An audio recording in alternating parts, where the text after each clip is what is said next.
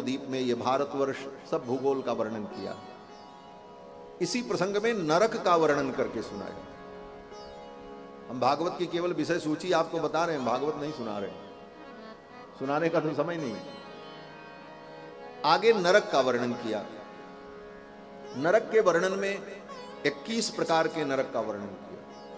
फिर एक एक नरक के कितने कितने भेद हैं, और उन नरक में पाप करने वाले प्राणियों को क्या क्या यातनाएं दी जाती, इन विषयों का वर्णन किया। राजा परीक्षित ने कहा, महाराज इन यातनाओं से बचने का कोई उपाय है? अगर व्यक्ति ने पाप कर ही दिया तो अब नरक के दुख से वो कैसे बच सकता है? तो सुखदेव जी ने कहा, राजन एक उपाय तो यह है कि कर्म से कर्म की सफाई करो। पाप हो गया तो पुण्य कर्म करो, पुण्य कर्म से पाप कर्म नष्ट हो जाएगा।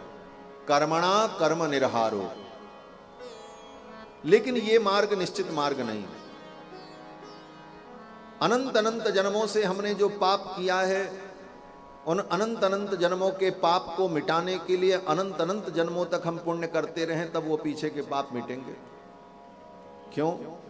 बोले कर्म से कर्म की सफाई में उसी अनुपात में कर्म करना पड़ता है। जैसे 100 कपड़े गंदे हों तो 100 कपड़ा धुलने के लिए एक मुट्ठी सर्फ में थोड़ी काम चलेगा, फिर तो कम से कम 5 किलो सर्फ का प्रयोग करे तब सफाई हो। तो जितनी मात्रा में गंदगी होगी उतनी मात्रा में सफाई के संसाधन का भी प्रयोग करना पड़ेगा। अनंत अनंत जन्मों में जो गंदगी हमने बटोरी, पाप कर्म किए, उनको धुलने के लिए अनंत जन्मों तक पुण्य करते रहें, फिर भी वो पाप धुलने वाले नहीं। तब कौन सा उपाय है? तब सुखदेव जी कहते हैं, राजन एक उपाय है। केचित केवलया भक्त्या वासुदेव परायणाः अघम धुन्नन्ति कार्ष्णेन निहारम्यो भास्कर। केवल भगवान की भक्ति से जन्म जन्मांतर के सारे पाप नष्ट हो जाए। एक जन्म में व्यक्ति सावधान होकर भगवान की भक्ति कर ले, इस मानव जोनी में आकर आज से सावधान होकर के भक्ति में लग जाएं, तो अनंत अनंत जन्मों के पाप मिट जाते हैं। किस प्रकार? बोले जैसे सूर्योदय होने पर अंधकार नष्ट हो जाता है। जिस अंधकार ने 12 घंटे से अपनी सत्ता जमाई थी, भाई 12 घंटे अंधकार रहता है पूरी रात, कितना भी उपाय करो मिटता नहीं है। चाहे जितना हाइलोजन जलाओ, बत्ती जलाओ, लेकिन दिन जैसा प्रकाश तो नहीं होता। और लेकिन सूर्य भगवान जब आते हैं तब बोले उनकी किरण पड़ते ही वो अंधकार एक क्षण में समाप्त हो जाए। 12 घंटे से जिसने सत्ता जमा रखी थी, एक क्षण में वो अंधकार नष्ट हो गए। उसी प्रकार अनंत अनंत जन्मों से जो पाप की सत्ता हमारे अंदर विद्यमान है, एक जन्म में भगवान की भक्ति हो जाए, भगवान की कृपा की किरण आ जाए, तो जन्म जन्मांतर के पाप नष्ट हो जाए। इन सारी कथाओं का सार गीता में भगवान ने अंतिम उपदेश में कह दिया है। भगवान यही कहते हैं, अहम त्वा सर्व पापेभ्यो मोक्षयिष्यामि मा शुचः। मैं तुमको समस्त पापों से मुक्त, तुम अपने उपाय के द्वारा पापों से मुक्त नहीं हो पाओगे, मैं ही तुमको पापों से मुक्त करूंगा। राजा परीक्षित ने कहा, फिर क्या करना चाहिए? सुखदेव जी ने कहा, राजन भगवान की भक्ति करनी चाहिए। मैं तुम्हें एक उदाहरण देता हूं। सुखदेव जी ने एक कथा सुनाई समझाने के लिए। सिद्धांत बहुत अच्छा हो लेकिन कोई दृष्टांत न हो तो सिद्धांत समझ में नहीं आता।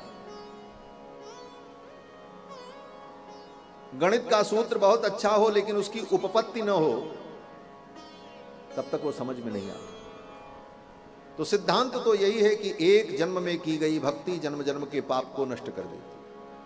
तो ये तो सिद्धांत है, लेकिन कोई दृष्टांत, कोई उदाहरण, बात कैसे समझ में आवे?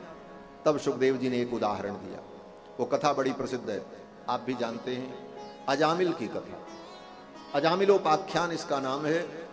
अजामिल नाम का एक ब्राह्मण था, जीवन भर पाप किया। अपने बेटे का नाम उसने नारायण रखा था। जब मरने का समय आया, यमराज के दूत उसको लेने आए वो डर गया और उसने अपने बेटे को बुलाया, नारायण बचाओ। और ज्यों ही कहा नारायण बचाओ, भगवान के पार्षद आ गए, यमराज के दूतों को भगा दिया। यमराज के दूतों से भगवान के दूतों का जो संवाद हुआ है वो प्रसंग बड़ा विस्तृत है महाराज, तर्क वितर्क खूब हुआ। अंत में भगवान के दूतों ने कहा चुपचाप तुम चले जाओ, इसने मेरे स्वामी का नाम लिया है और हम इसे बचाने आए। दूत चले गए। अजामिल ने इस दृश्य को बिस्तर पर पड़े पड़े देखा, उसकी बुद्धि शुद्ध हो गई। मैंने अपने बेटे को बुलाया और भगवान के दूत मेरी रक्षा के लिए आए। अगर मैं श्रद्धा से भगवान की भक्ति करता तो भगवान की कितनी कृपा होती। उसी दिन उसे सद्बुद्धि आ गई और अजामिल सारे पाप कर्म को छोड़कर, अपने घर परिवार को छोड़कर उत्तराखंड की ओर चल पड़ा और हरिद्वार में जाकर के गंगा के तट पर रहकर उसने जीवन का जो शेष समय बचा था, जीवन भर तो पाप ही किया था, लेकिन जो शेष समय बचा था उतने समय में उसने भगवान का भजन किया, भगवान का नामोच्चारण किया और अजामिल को परम गति की प्राप्ति हुई। इस कथा को सुनकर राजा परीक्षित को संतोष हुआ। चलो, बिगड़ी जन्म अनेक की सुधरे अबही आज। अनेक जन्मों की बिगड़ी आज और अभी सुधर जाएगी, हम भगवान के भजन में लग जाए। अजामिलोपाख्यान सुनाया। इसके बाद 6वें स्कंद में भगवान के परम भक्त वृत्रासुर की कथा सुनाई। ये वृत्रासुर असुर था लेकिन भगवान का परम भक्त और बड़ा निष्काम भक्त। इंद्र से इसकी लड़ाई हुई। इंद्र आए मारने के लिए, इंद्र को उनके ऐरावत के सहित उठा के पटक दिया। ऐरावत के दांत को पकड़ करके ढकेलता लेकर के चला गया। इंद्र कांप गए, ऐसा पराक्रमी, इसे मैं जीत नहीं पाऊंगा। इंद्र के हाथ से उनका वज्र छूटकर नीचे गिर गया। वृत्रासुर ने कहा देवराज लज्जित मत हो, आओ युद्ध करो, कर्म करो। इस लड़ाई में एक ही व्यक्ति जीतेगा और एक हारेगा, ये तय है। और इसकी चिंता छोड़कर अपना कर्तव्य करो। और इंद्र, मैं जानता हूं विजय तुम्हारी होगी, पराजय मेरी होगी, मैं मारा जाऊंगा तुम्हारे हाथों से, ये मुझे पता है, लेकिन मुझे इसकी चिंता नहीं। बड़ा विलक्षण भक्त था वृत्रासुर। वृत्रासुर ने कहा जब मैं अपने प्रभु का चिंतन करूं उसी समय तुम अपने वज्र से मुझे मार देना। मैं अपने प्रभु का चिंतन करते हुए मृत्यु को प्राप्त होऊंगा, मुझे परम गति मिल जाए। और वृत्रासुर ने जब भगवान की स्तुति की है, क्या स्तुति की है। वृत्रासुर कहता है ननाक पृष्ठम न च पारमेष्ठम, न मुझे स्वर्ग चाहिए, न मुझे रसातल का साम्राज्य चाहिए, न मुझे मुक्ति चाहिए, न मुझे पारमेष्ठ पद चाहिए। हे प्रभु, मुझे तो आपके चरणों का केवल अमल अनुराग चाहिए।